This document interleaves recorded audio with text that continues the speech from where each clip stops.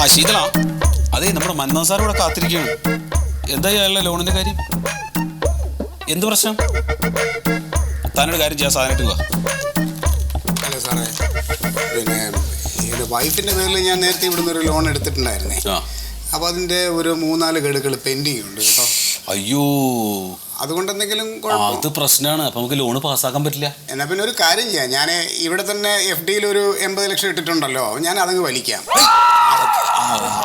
അത് ഇളക്കണ്ട, അത് ഇളക്ക് വേണ്ട, അത് അവിടെ കിടക്കട്ടെ. അല്ല, അപ്പോൾ പിന്നെ നമ്മുടെ ഈ പെൻഡിങ് ഉള്ള ലോണിൻ്റെ പെൻഡിങ്ങിൽ അതൊരു കാര്യം ചെയ്താൽ മതി.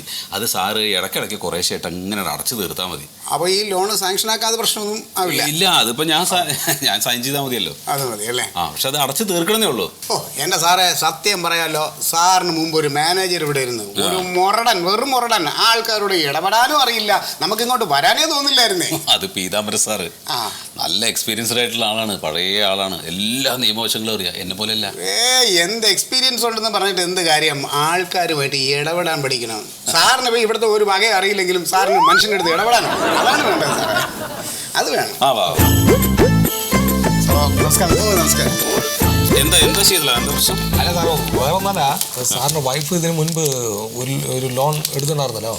അതിലൊരു 6 months ഡ്യൂ ഉണ്ട്. അപ്പൊ അത് കുഴപ്പമില്ല, അത് സാറ് ഇടയ്ക്കിടയ്ക്ക് അടച്ചു തീർത്തോളൂ കേട്ടോ. അപ്പോൾ നമ്മുടെ സെയിം പ്രോപ്പർട്ടി തന്നെയാണ്. ഇപ്പൊ ഇവർ രണ്ടുപേരും ജോയിന്റ് ആണല്ലോ. അവർ എൻ്റെ ഭാര്യയല്ലേ ഒരു പ്രോപ്പർട്ടി?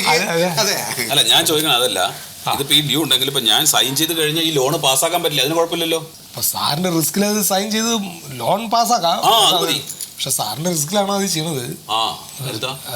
ജോലിയെ ബാധിക്കും. സാറിന്റെ പറഞ്ഞു.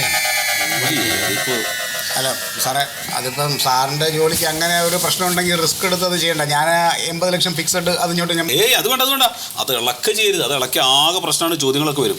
ഞാനൊരു കാര്യം, ഞാൻ ഇത് സൈൻ ചെയ്തേക്കാം കേട്ടോ. ഇതിപ്പോൾ ഈ പെൻഡിങ് ആയെന്ന് പറയുമ്പോൾ ഞാൻ പിന്നെ അടയ്ക്കാൻ നിവൃത്തിയില്ലാത്തതുകൊണ്ടല്ല, മനഃപൂർവ്വം അടയ്ക്കാത്തത്. കാരണം ഈ GST-യുടെ പ്രശ്നമൊക്കെ ഒന്ന് കഴിഞ്ഞിട്ട് അടയ്ക്കാന്ന് വെച്ചിട്ടാണ് കേട്ടോ. നമ്മൾ എത്ര വർഷമായിട്ട് ഈ ബാങ്ക് അതുകൊണ്ട് വേറെ പ്രോബ്ലം ആയിട്ടില്ല സാറേ.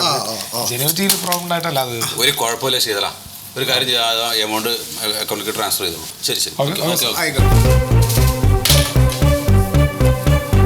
ശരി. കർക്കശക്കാരനല്ലേ? ഒരു കുഴപ്പമില്ല, പക്ഷെ എല്ലാ കാര്യങ്ങളും അറിയാം. അതല്ലേ? ഞാൻ എന്ത് ഡൗട്ട് ഉണ്ടെങ്കിലും ചെന്ന് ചോദിക്കണതാ. പക്ഷെ ഇങ്ങനെ ഒരാളുണ്ടെങ്കിൽ ആർക്കും വേണമെങ്കിലും ഇവിടെ മാനേജറായിട്ട്. പിന്നെ സാറിനോട് പേഴ്സണലായിട്ടൊരു കാര്യം പറയാതിരിക്കുമായിരുന്നു.